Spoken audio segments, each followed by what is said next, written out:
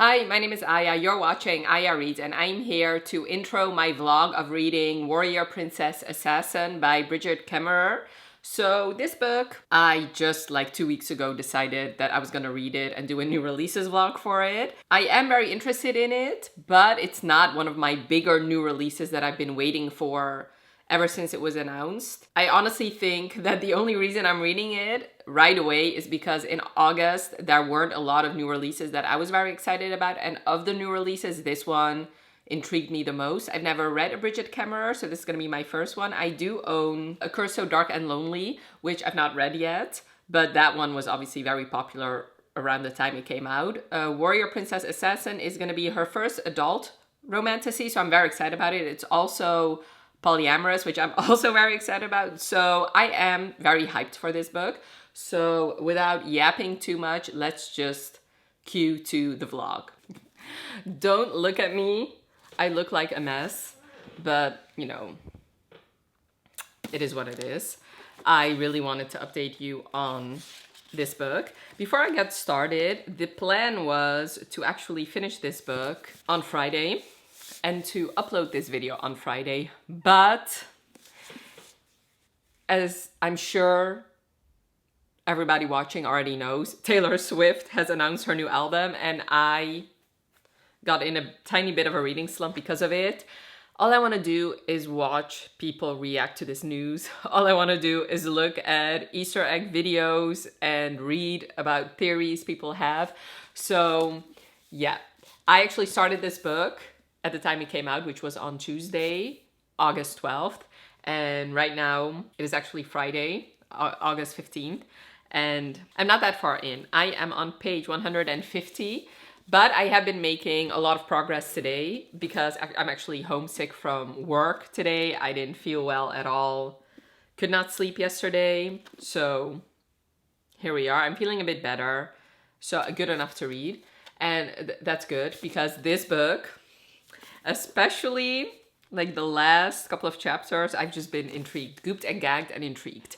So let me actually give you the synopsis first. So you follow a warrior, a princess, and an assassin. I'm sure you could have guessed that. So you follow Princess Jory, and she is from the kingdom of Estranza. And she has one older brother who is the crown prince, and her father is dying. So it's gonna be clear that her brother is gonna be king soon. She doesn't have the best relationship with her brother. He has no qualms whenever he is angry at her. You know, he tends to like really hold on to her like really hard, which leaves her bruised. He doesn't, I don't know if I would actually call it abusive, but I mean, it definitely, if it's not abusive, then definitely bordering on abuse.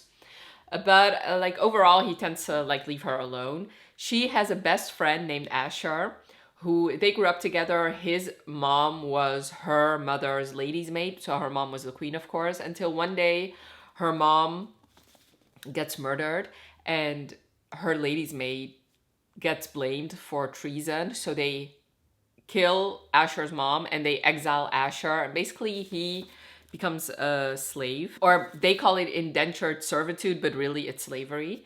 But he has been visiting her like every once in a while in these like 9 years that he has been away from the castle. So her kingdom, Estranza, is at war with this giant kingdom called Dragonis, and Dragonis is winning. So in order to try and defeat Dragonis, her brother wants to make a marriage alliance with the king of Incendar.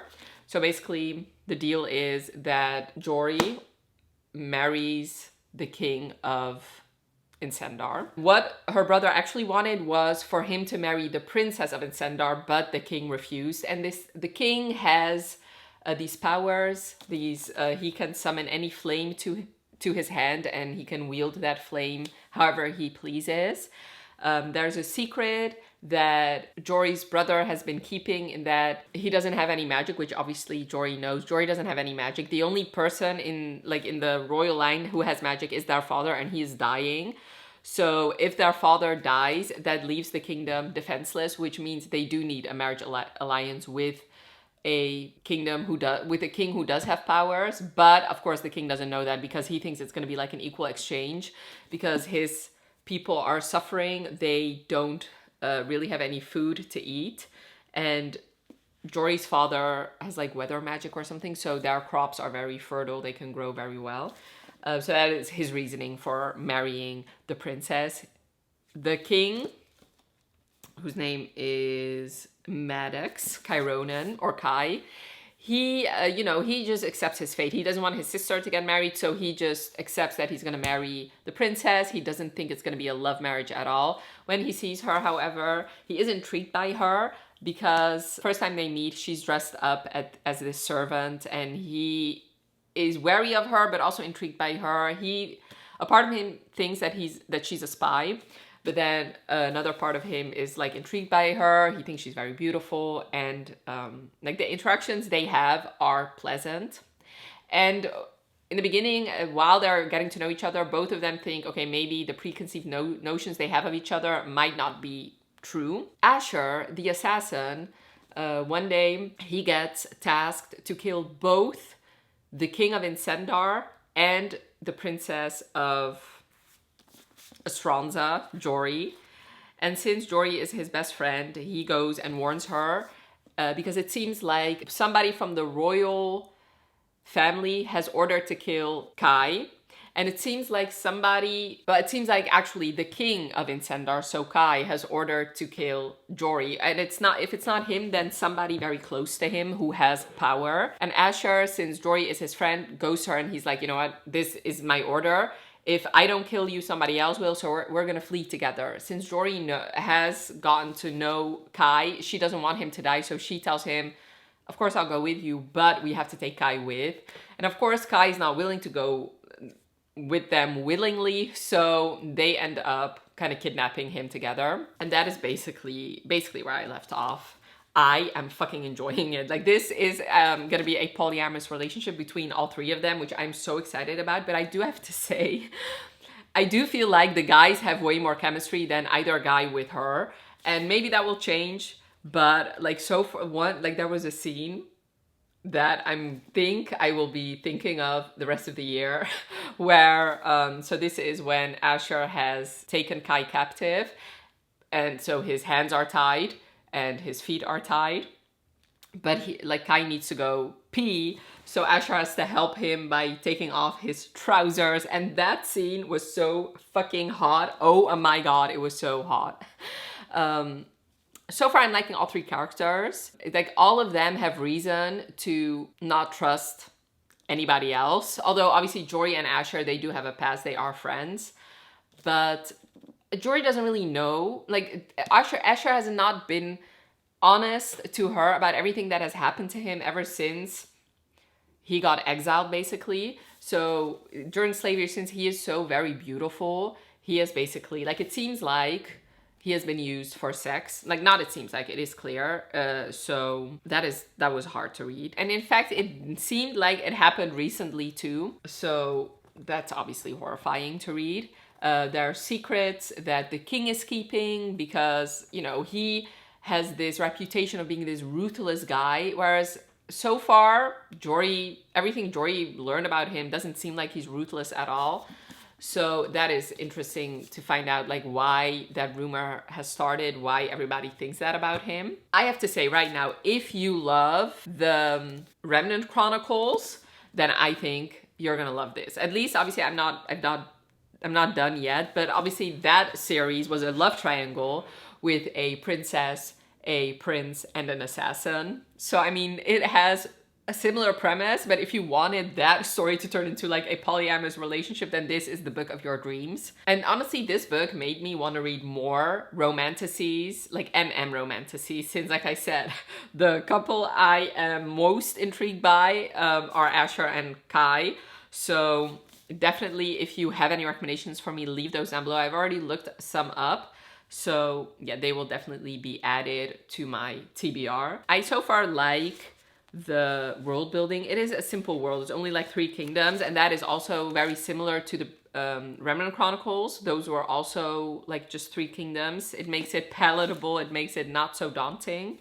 since this is obviously a romantasy where the focus is more on, you know, the couple or the throuple in this case. Yeah, so far, the first 150 pages, I'm very much intrigued. I do have to say, obviously there are other things going on, obviously. So I don't want to blame it solely on the book, but I am more intrigued now that all three of them are together, because when it was just Jory and Asher or Jory and Kai, I was not that intrigued.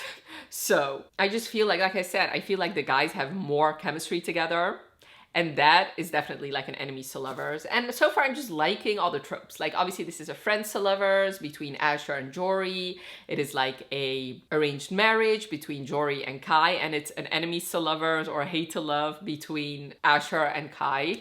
But I'm so excited. I already been looking to see how long the series is gonna be, but I have no answers, at least not from Brigid's Instagram. Let me actually check on Goodreads. But I mean, if this is going the way it's going now, this could have 10 books and I would eat every one like of them up. So far she has mainly written trilogies, so hopefully it will be a trilogy.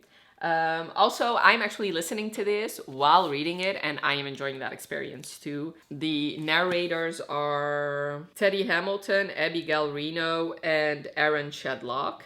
I think all of them are doing a good job. I wish this was like duet narrated or like full cast. Like I just wish they were narrating their own lines in their parts. And obviously, I feel like the guys obviously do a good job with the voice of the other guy, but Jory, I feel like the female narrator does the guys pretty well. I feel like it's a clear distinction between the two guys. But I feel like both guys don't do Jory very well. She sounds cringe when they narrate her lines. But I mean, what can I say? I can't have everything, of course. I'm going to continue because this update really doesn't need to be this long, considering I am 38% of the way through and I look like this. Hopefully the next update, which will be tomorrow, hopefully, I will be filming tomorrow if I feel well. So then that will be full makeup, better hair. So I'll talk to you then. I just finished Warrior Princess Assassin and I'm giving it a 5 out of 5, a 10 out of 10, 100 out of 100. This was amazing. This might actually be my favorite book I read this year.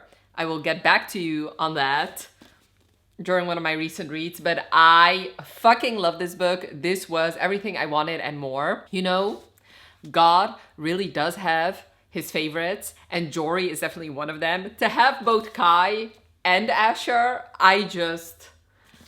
what I would give to be her, like, I would give anything to be her. This was so good. Oh my God, the way I was giggling, kicking my feet, I was screaming like a banshee.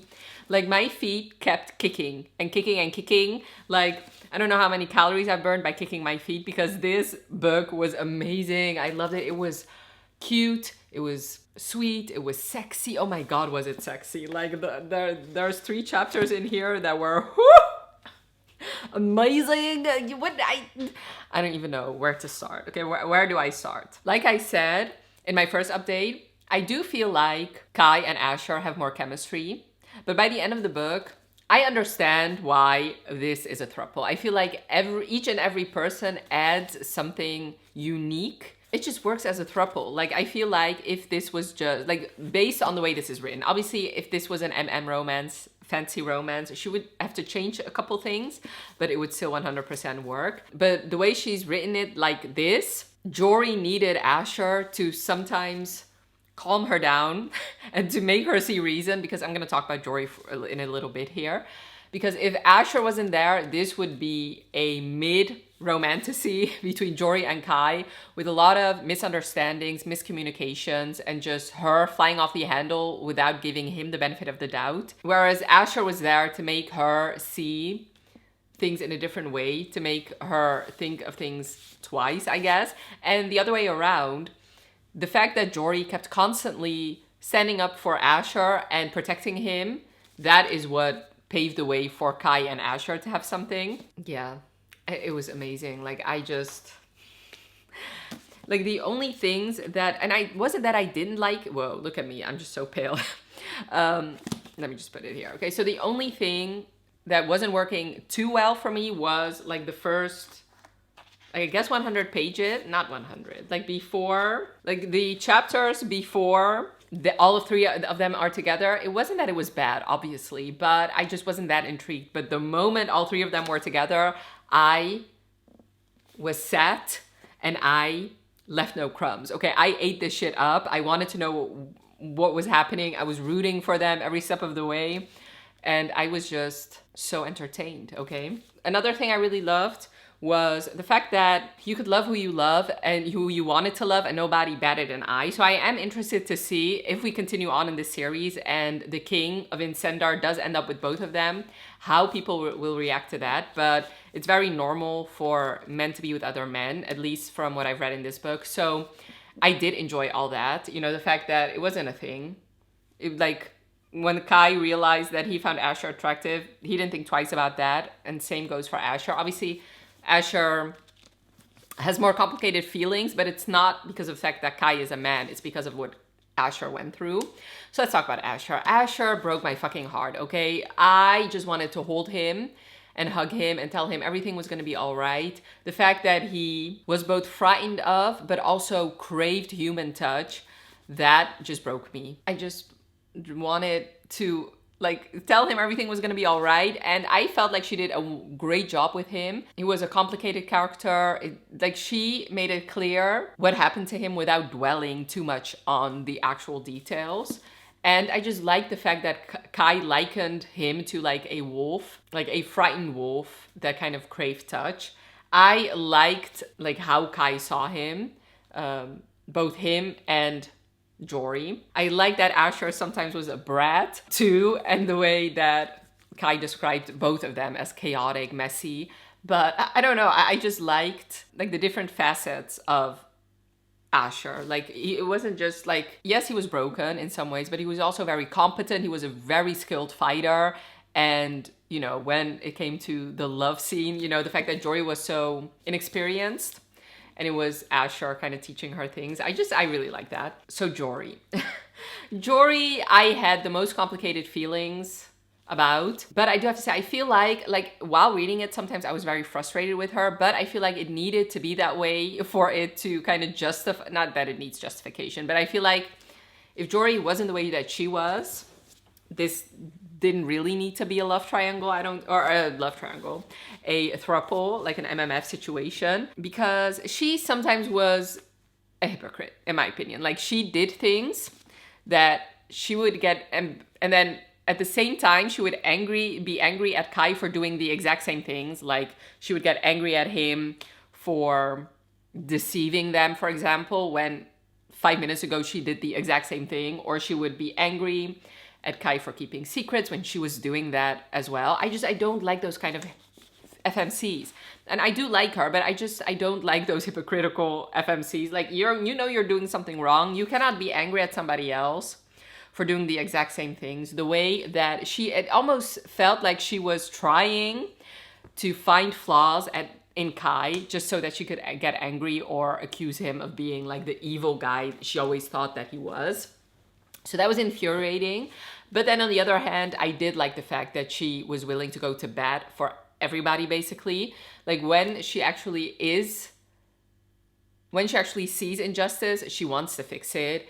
The way she's so loyal to Asher and would make sure that he was always safe and protected, I did really like that. And I do think she's going to be a character that will grow on me. So I am interested to see how I will feel about her in book 2. Now, Kai, I don't know. I'm still debating who is my favorite between Kai and Asher. He was just like the daddy of the three. Like, the way he was their protector, the way he knew exactly what each of them needed, but especially the interactions between him and Asher. The way, like I said, he likened Asher to a wolf. He saw that right away. And also the way he likened Jory to like this falcon. He, like, I don't know, like, he definitely is like the more dominant one in this throuple, and I am here for it. I am very interested to see more of the three of them. I just really enjoyed the interactions between him and the other two. But like I said, my favorites are just between him and Asher. The fact that he called Asher mine a couple times in this book, whereas he never did that for Jory. And that is because he knows that Asher has never been anybody's. Like, he's always been just like a thing to be sold.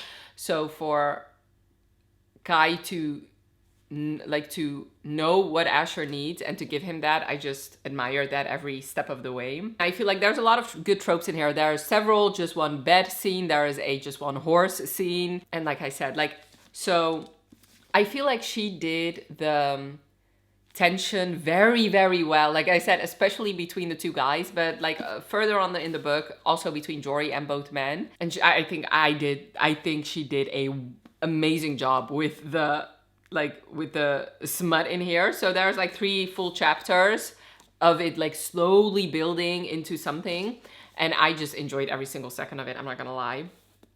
I also really love the side characters in here. So Kai's men, his friends, the way that we slowly got more information about them. We still don't know them through and through. I hope that in the next books we'll get that. The book leaves off on a great cliffhanger, but not one where I'm like, oh my God, I need the next book right now. It was a nice cliffhanger where I'm okay leaving it where it is now and waiting another year. I do have to say, so the pacing in this book was great, but if you think about it, especially like the majority of this book takes place over like 2 or 3 days. So that I find a bit strange. Like the way there's already like feelings brewing between Kai and the other two when they technically have only known each other for 2 days. But like as far as pages is concerned, it didn't bother me. Like I had to be reminded that it was only 2 days because it didn't feel like they'd only known each other for 2 days. I really love this book. I loved her writing style. Like I want to read anything Brigid has ever written. I know this is her first adult romance, but I think she did an amazing job for it being her first adult romantasy. So I will be reading the young adult ones if I have the time. But yeah, I would highly, highly, highly recommend it. But I do have to say, like, you have to love thruples or MMF books because otherwise you're not gonna like it. But if you haven't read an MMF, I think this would be a great intro, because what I do like about this one, so MMF can happen in 2 different ways, basically. I feel like the one that is used more often is one couple is already established and then a third gets added in. And this one, yes, technically Jory and Asher have known each other and have been friends for a long time. They actually never had anything romantic. So I did enjoy the fact that all 3 of them were exploring together and not there be like one established couple already. So I would say if you've never read an MMF, I think this would be a very good intro. It was amazing. It just was. Like I said, it's gonna be probably one of my favorite books this year. And if not, then that's also not bad, because that means I will have read something even better than this. So yeah, I guess those are my thoughts for now. Oh yeah, and this is definitely for the girlies who read a lot of love triangles years ago and have wanted both of them. What was that quote from Catherine? You can have them both, you know. I did. It's okay to love them both. I did. And this is just everything you could want. Like if you read The Infernal Devices and wanted both Will and Jem, then read this. If you read The Remnant Chronicles and you wanted both Rafe and Killian is his name, right? Not Killian, Caden, then read this book. Like if there has ever been a like romance or like with a love triangle and you wanted both of them, then this is your book, because she's gonna end up with both of them, and that was just amazing. So yes, those are my thoughts. Definitely let me know in the comments below if you've read this book and what your thoughts were, and if not, let me know if you are interested to read this book based on my review. If you want to say that you were here but you don't want to leave me anything, leave me 2 swords and a crown, I guess, for warrior, princess, assassin. And I really hope you enjoyed this video. Definitely let me know by leaving a like if you did. And thank you so much for watching. Have a wonderful rest of your day, and I'll talk to you later. Bye.